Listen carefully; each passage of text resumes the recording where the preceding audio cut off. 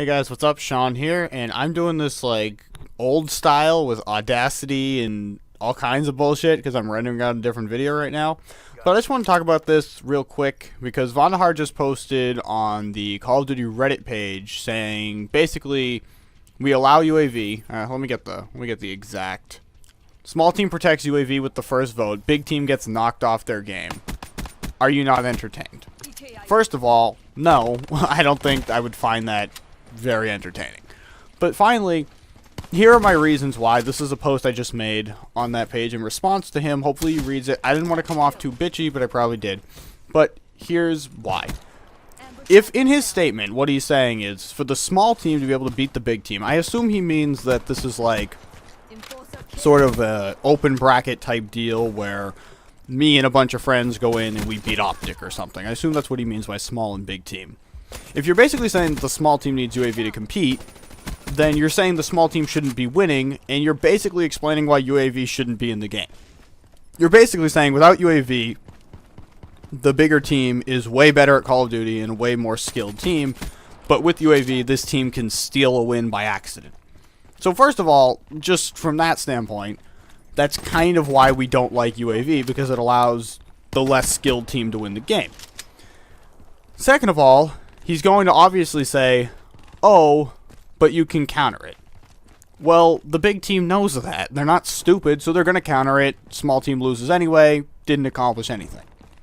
Finally, if we don't ban it permanently, and it's in the ban and protect system, and instead of protecting it first like the small team does in his scenario, it gets banned every game, what is the point in even having it? We might as well get rid of it and then save us, you know, that ban, and then it allows for more diversity where we actually protect something we might want, as opposed to banning something we don't want.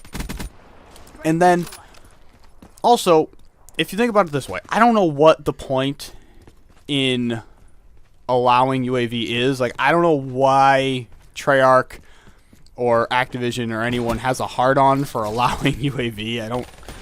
I don't get it. But in the same scenario, think of it this way. If you allow UAV because you, for some reason, think that someone is going to refuse to play competitive because they don't have UAV, no pub player is going to be able to win the game just because they have UAV.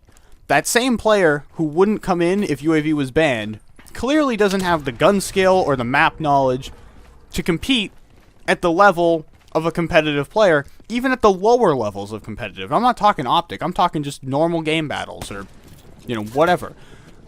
Those players who are going to be like, oh, they don't allow UAV, well, fuck that, I'm not playing, they can't compete at that level. Come on. There's a reason that they think they need UAV, and there's a reason they do need UAV. It's because they don't have the map awareness. They don't understand spawns. They don't understand where people are going to be. They don't understand game knowledge. They don't have the situational awareness to compete at that kind of level. So why even allow it? They're not going to have fun, and they're going to quit in 2 seconds. If you're a player coming in and you think, I need UAV or I can't play Call of Duty, the competitive clearly isn't the game for you. I go on to kind of discuss the fact that if you really look at it and you really think about it, it actually kind of makes you a worse player. The player who wouldn't come into competitive because they can't have UAV available to them probably relies on UAV heavily in public matches. And because UAVs, you know, your team gets them as well as you when they're called in, you oftentimes can rely on them even if you're not that skilled. And it just teaches you bad habits. It teaches you to stare at the minimap. Like, if I go from pubs to playing competitive, I do notice sometimes that the first couple games, when I switch over to competitive or to arena or whatever, that I do play a little worse because I do look up at the map a lot and I do rely on things that aren't actually there in this scenario. And it makes you a worse player. It makes you rely on things that aren't your instincts, that aren't your knowledge. So it doesn't even help you develop as a player. Fuck it, get it out of pubs. It would. I know a lot of players don't necessarily want to get better, but they would get better if UAV wasn't there.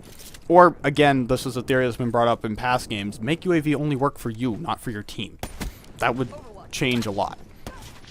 And finally, wasn't sure if he was just talking about UAV here or if he's talking about kind of a general philosophy on everything. But if everything has a counter, or stuff that does have a counter you want to leave in, then everyone's just going to use that counter. When one of those things gets protected, everyone's going to use the counter. But for the most part, those things are going to get banned every single game, which nullifies the entire point of the pick and ban system, nullifies the entire point of leaving it available, and really doesn't bring in new players. New players are not going to turn away because UAV is not allowed. That's just not going to happen. So that's my piece on this. I just wanted to do a quick video. I hope I'm not sounding too negative, but I think that hopefully is a coherent piece. And if someone, I don't think Vonhar is going to watch this video, but if someone wants to continue talking about this, I can get more into details to what I'm saying, more specifically with specific other things. But thank you guys for watching. Check out my NHL video that went up this morning, and I'll see you all later. They got